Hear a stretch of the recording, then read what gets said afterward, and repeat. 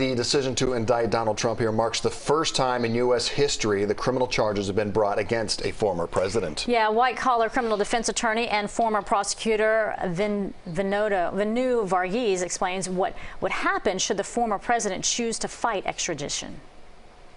So if he chooses to fight extradition, there'll be a trial judge who will hear the arguments for or against extradition. Then if the Trump camp is fighting it, then it'll go to an appellate court, and then it'll go to the highest court in Florida. From a legal perspective, there's really no basis to not be extradited if he chooses to fight. All right, joining us now, former Assistant Public Defender Maria Schneider. Good morning. Great to see you again. I guess the first question we have to ask, especially following that analysis, do you expect Trump to fight extradition? I don't. I think that would be a huge mistake on the Trump part. I believe that he will, in fact, follow the process.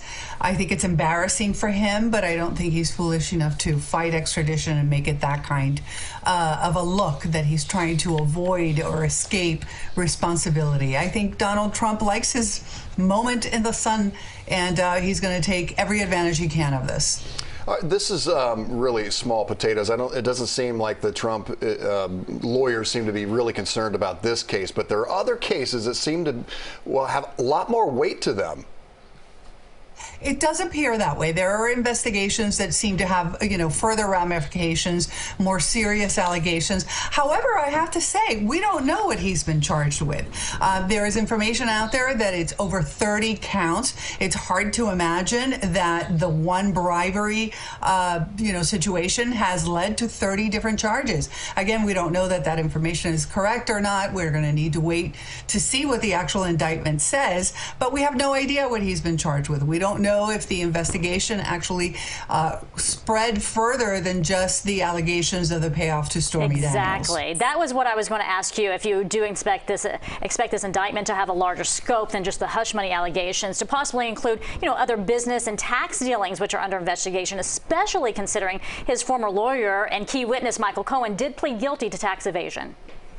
Absolutely. We have no idea right now. We're all speculating as to what exactly that indictment contains. But if the information that has been released so far is accurate, and it's over 30 charges, over 30 counts, that's a lot of different, charges to stem from just one particular situation. So I'm very interested to see exactly what he's been charged with. I think we're going to find out shortly. And it may surprise us all that this investigation went further than we all thought. All right, Maria, thank you so much for that insight. We do appreciate it. And I think, as even former President Trump himself kind of put out there the information that he could be indicted, it kind of gives us a clue that this may be bigger than we're thinking. So we'll see how it plays out. Thank you.